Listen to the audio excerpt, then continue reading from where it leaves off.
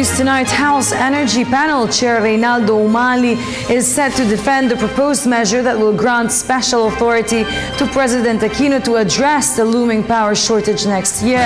Again, the details from Freddie Abando. The debate is on to grant the President authority to address the looming power shortage for the summer months of 2015. After 2 weeks of recovery from a major operation and the death of his mother, House Energy Committee Chairman Reynaldo Umali is back for work to defend the measure which will ensure Luzon will be spared of brownouts from March to July of next year. Umali listed the options to avert the deficit in power supply. I'm always ready. It's always duty first to me. This is clearly the product of the House of Representatives. This is clearly the product of the consensus of all sectors spearheaded by the House of Representatives. So I think this is something really that will be acceptable to the House as a whole. ILP plus plans for interconnection plus plans for rehabilitation. These are already all factored in the DOE scenario. The option of lease or purchase in securing generating sets to deal with the projected shortage of 700 megawatts has been dropped in favor of the interruptible load program. To date, the Department of Energy reported almost 800 megawatts committed by companies with embedded power.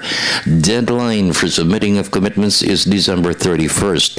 It will cost government 450 million pesos to reimburse fuel costs and value-added tax of the participants in the interruptible load program.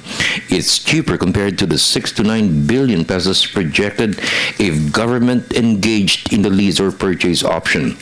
Energy Secretary Carla Lizardo PM assured the cost will not be passed on to consumers.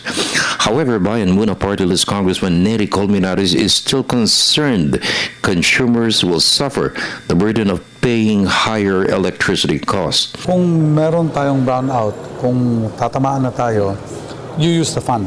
Okay, you use ILP and then government subsidizes. However, kung na-avert naman natin because lahat tayo ay nagtipid, okay, ang demand bumaba, or yung mga planta inayos nila at hindi nasira, which is very difficult to predict, then ang mangyayari is that you really don't have to use the ILPs. And if you don't use the ILPs, you don't spend anything. The good thing about the resolution na prepare ng Kongreso is basically you only spend when you need it. If you don't need it, you don't spend. Kung may problema talaga sa supply, willing naman tayong tumulong at hanapan ng solusyon at ayaw natin magka-brownout. Pero kung hindi klaro ang kakulangan ng supply, mahirap mag-grant ng emergency powers at tataas ang presyo ng kuryente. Another concern for Colmenares is the suspension of environmental laws for the duration of the emergency. Petilla made it clear the suspended laws will be implemented after the period of the projected crisis.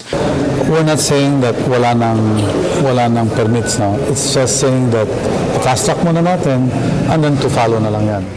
In other words, after July, all requirements will have to be met. In other words, lahat ng mga kailangan mong permitin, you really have to comply with them. So it's just a deferment at para lang ma-fast track ang mga project. For the People's Television Network, this is Freddie Abando reporting.